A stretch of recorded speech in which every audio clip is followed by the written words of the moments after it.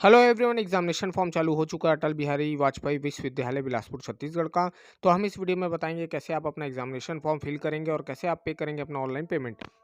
इस वीडियो को एंड तक जरूर देखें। तो चलिए हम आ जाते हैं उनके वेबसाइट में। तो इसका जो लिंक है मैं आपको डिस्क्रिप्शन बॉक्स में प्रोवाइड करा दूंगा ताकि आप डायरेक्ट इस इंटरफेस में आ सके। तो चलिए हम आ जाते हैं नीचे। तो नीचे आने के बाद आप देख सकते हैं यहाँ पर स्टूडेंट लॉगिन है, तो आपको स्टूडेंट लॉगिन पर क्लिक करना पड़ेगा लॉगिन करने के लिए। तो चलिए मैं यहाँ पर क्लिक करके आ जाता हूँ लॉगिन पेज पर। तो देखिए यहाँ पर यूज़र आईडी या पासवर्ड एंटर करने बोल रहा है। अगर मान लीजिए आपके पास यूज़र आईडी और पासवर्ड नहीं है तो आप फॉरगेट पासवर्ड में भी जाकर आप उसको रिकवर कर सकते हैं। तो चलिए अभी हमारे पास आईडी पासवर्ड है तो यहाँ पर हम लॉगिन कर लेते हैं। मान लीजिए आपके पास नहीं तो फॉरगेट में जाकर आप आधार से या यूज़र नेम आपको याद है तो उससे भी आप रिकवर कर सकते हैं। तो चलिए यहाँ पर मैं पासवर्ड एंटर कर लेता हूँ। अब यहाँ पर करेंगे आप साइन इन पे क्लिक। तो चलिए यहाँ पर साइन इन में क्लिक कर लेता हूँ।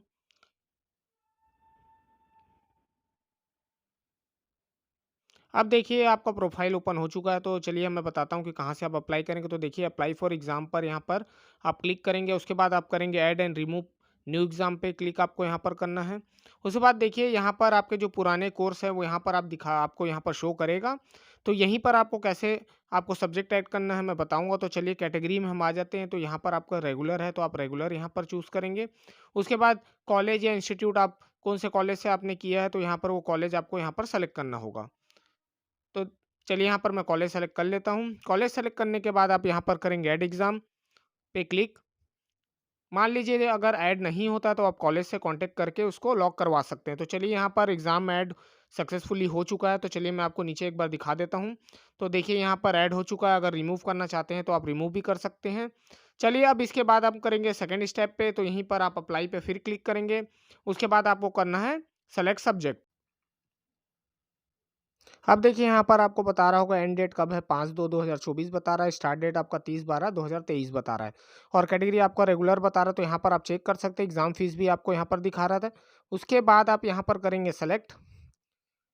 तो चलिए मैं सेलेक्ट पे क्लिक कर लेता हूँ। तो देखिए सेलेक्ट करने के बाद नीचे आ जाते हैं। तो देखिए यहाँ पर कुछ इंस्ट्रक्शन आपको ऊपर में देखने मिल रहे होंगे कि any one from optional group.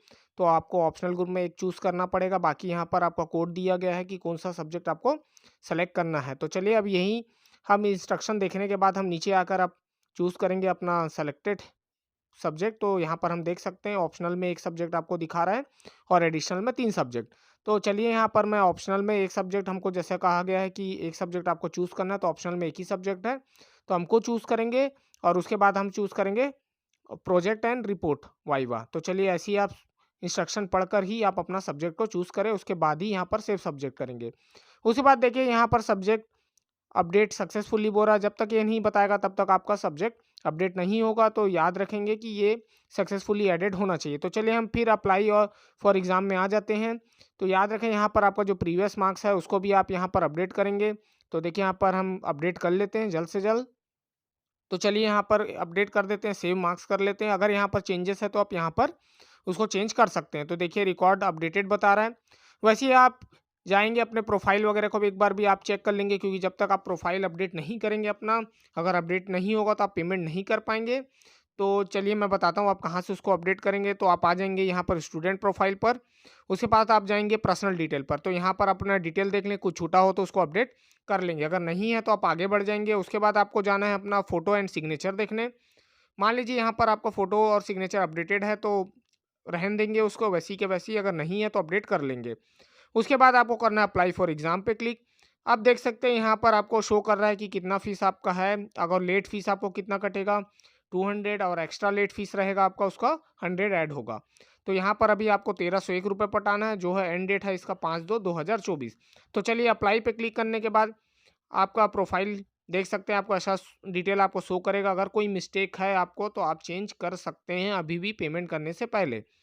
और यहाँ पर आप देख सकते हैं अपना कंपलसरी सब्जेक्ट और ऑप्शनल सब्जेक्ट जो आपने सेलेक्ट किया था वो आपको यहाँ पर शो करेगा। उसके बाद ही आप यहाँ पर प्रोसीड टू पेमेंट पे क्लिक करेंगे। तो चलिए मैं यहाँ पर प्रोसीड टू पेमेंट क्लिक कर लेता हूँ कि सब डिटेल सही है। अगर नहीं है तो आप एक बार क्रॉस चेक जरूर करें। तो चलिए मैं यहाँ पर प्रोसीड टू पेमेंट कर लेता हूँ।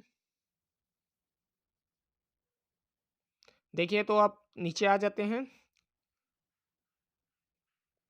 एक बार डिटेल अपना फिर से चेक कर लेंगे। अगर नहीं है तो आप चेंज कर सकते हैं, अभी भी समय है। तो फिलहाल अभी ठीक है, तो चलिए नीचे आ जाते हैं। यहाँ पर देखने आपको मिलेगा कितना एग्ज़ामिनेशन फ़ीस है आपका, वो बता रहा है। लेट फ़ीस आपका ऐड नहीं हुआ है, 0 है। और एग्ज़ामिनेशन फ़ीस आपका 1301 बता रहा है यहाँ पर। एक्स्ट्रा लेट फ़ीस भी आपका यहाँ पर ऐड नहीं है।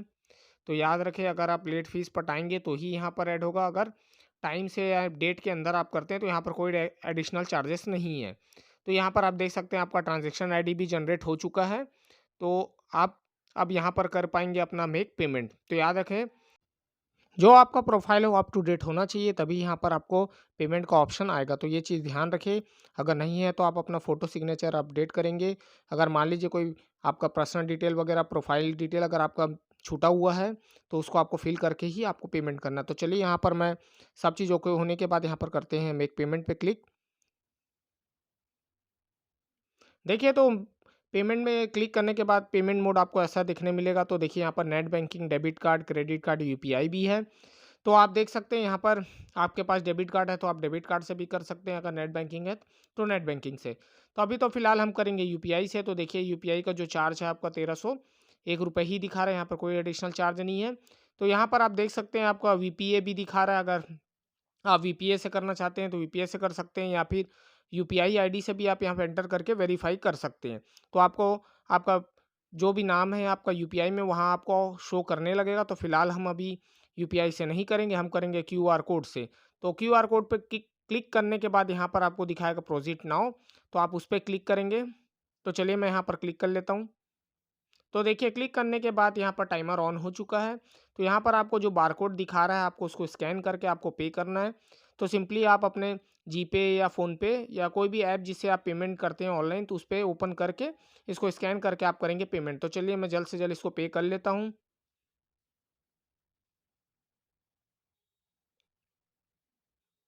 देखिए पेमेंट करने के बाद यहाँ पर ट्रांजैक्शन स्टेटस आ चुका है सक्सेसफुल। तो चलिए ऐसे ही आप चेक करेंगे, अगर पेंडिंग दिखाता है तो वेट कर सकते हैं, नहीं तो आप सक्सेस दिखा रहा है तो आप प्रिंट कर सकते हो। तो चलिए यहाँ पर प्रिंट फॉर्म और रिसिप्ट में चले आते हैं।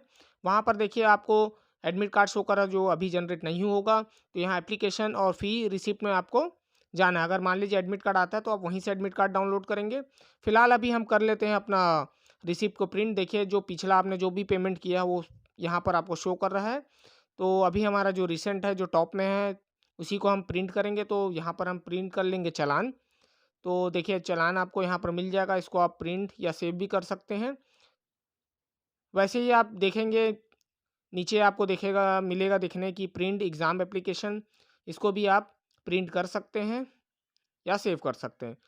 तो ऐसे ही आप अपना एग्ज़ामिनेशन फॉर्म भरेंगे जैसे मैंने बताया। और कैसे आपको पेमेंट करना है मैंने आपको बता दिया है कि आप यूपीआई, नेट बैंकिंग या डेबिट कार्ड या क्रेडिट कार्ड से भी आप पेमेंट कर सकते हैं।